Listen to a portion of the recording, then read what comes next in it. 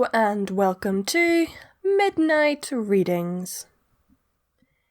Just a little update, I will be starting chemo in the next few weeks, so yeah, I don't know how that will affect me and my uploads, but I will try and keep up some sort of regular uploads. Anyhow, this week I decided to look at an old fan favourite pony. I hope you enjoy Mother May I, written by Moabite. Derpy brushed the stick of charcoal across the page, tracing the imagined outline of a glittering lake. She was curled up on the floor of her living room, relishing this brief chance to indulge in her hobbies. A few feet away, Dinky sat in front of the crackling fire, one of her cherished books held in her front hooves. Her lips moved around the words she read, trying each one for size. The fire cast flickering shadows on the walls of the room, turning the garish orange wallpaper into a window through which figures danced and swayed to the beat of an inaudible song. The shade of the charcoal scuttled became a boat rocking on choppy seas beneath the crimson lightning storm shining through Derpy's wine glass. A second log caught alight, and the scene split in two, painting it on opposite sides of the wall, overlapping in parts. Derpy swept the charcoal about, and the rapidly vanishing blank space on the paper revealed a sky flecked with bright stars and a tremendous moon. Dinky started nodding her head to each syllable she mouthed. Derpy recognised it as a sign as she was having difficulty with a word. "Spell it out for me, Dinky," she said. Dinky pulled the book closer to her face and placed a hoof on the page, running it from left to right along the offending word. Behavior.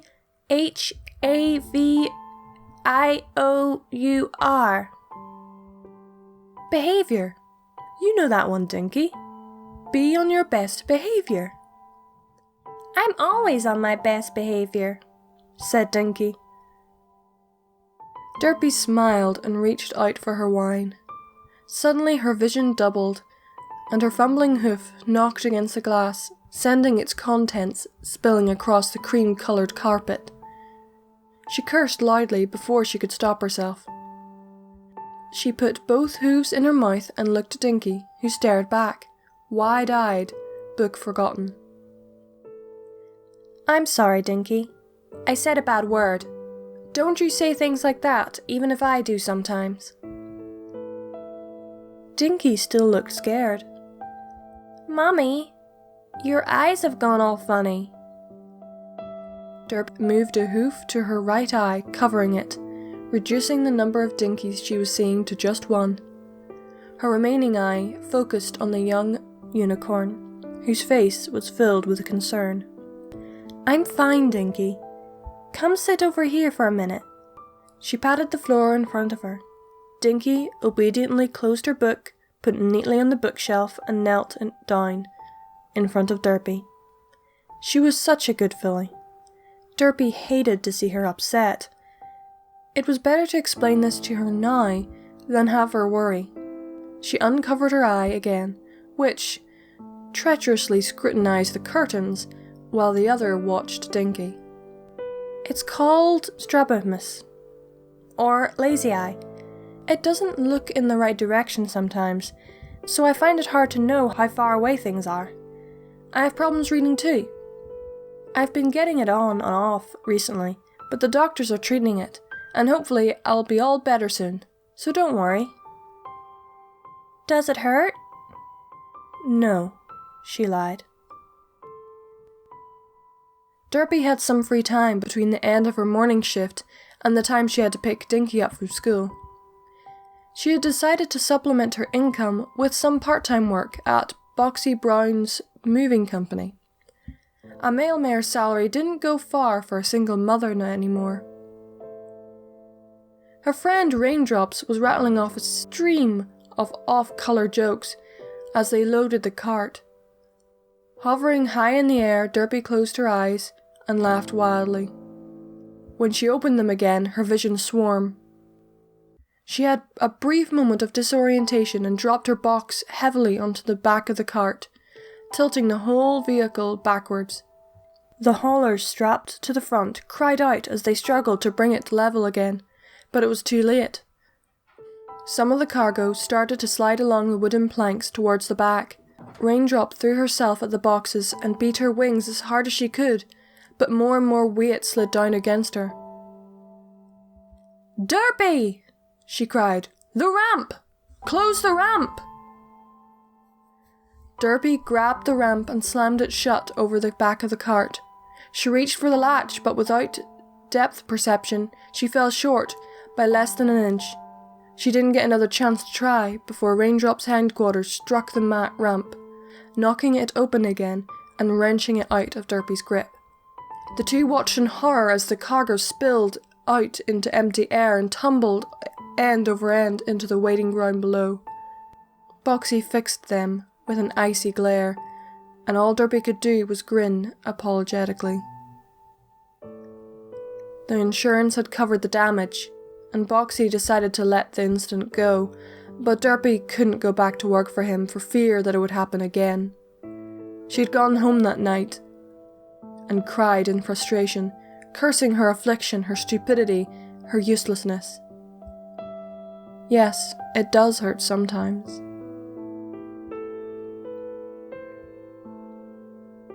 No, it doesn't hurt. It's just a bit of a nuisance. How did it happen? Asked Dinky. Well, in this case it's hereditary. That means that lots of people in our family get it. My Aunt Daisy in Canterlot has it, and my grandfather had it. It's possible that you'll get it too, so that's why it's so important that we catch it early. You know, when you go for your checkup and Nurse Redheart shines the light in your eyes? Dinky nodded. That's her checking for lazy eye. I don't like going to the doctor, Dinky said absent-mindedly. Dinky stamped her hoof sharply on the floor. Well, you have to! She regretted it immediately as Dinky flinched at the sudden outburst. She shrank back and decided to relax. She shrank back and tried to relax. I'm sorry, Dinky. I just don't want you to have the same problems I do. The sun shone from its afternoon peak over Ponyville as Derpy swooped down towards the main street and the brightly coloured post office.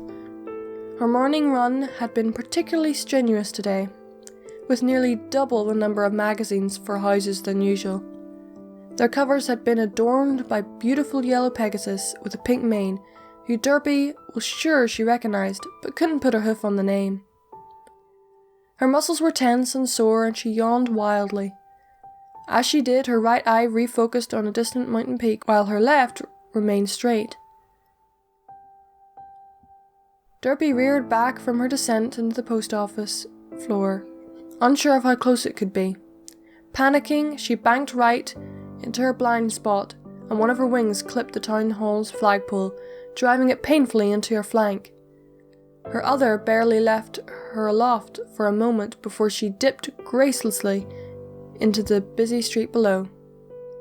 She hit the ground hard and tumbled head over heels before slamming face first into the dirt. Groaning, she raised her head. Though duplicitous sight, she became aware of the crowd that had gathered. A few concerned ponies squatted in front of her, telling her not to move and checking her for injury. A number of onlookers held back, whispering to each other. As they caught sight of her eyes, the whispers intensified, and a few pointed hooves at her. Far at the back, some ponies she couldn't see laughed out loud. Derpy was aware of the reputation for comeliness that stunt had earned her. It was true that she was a bit awkward, but rumour had exaggerated it beyond recognition. Since then, any offers she gave to friends to help with tasks were politely refused, as if she was going to break things as soon as she got near them. That wasn't a life she wanted for her daughter. Derpy held still as Dinky walked around her, looking into her mother's mismatched eyes, and tilting her head quizzingly, when the right eye refused to follow her motions. Eventually, Dinky sat back down. If I had strabismus,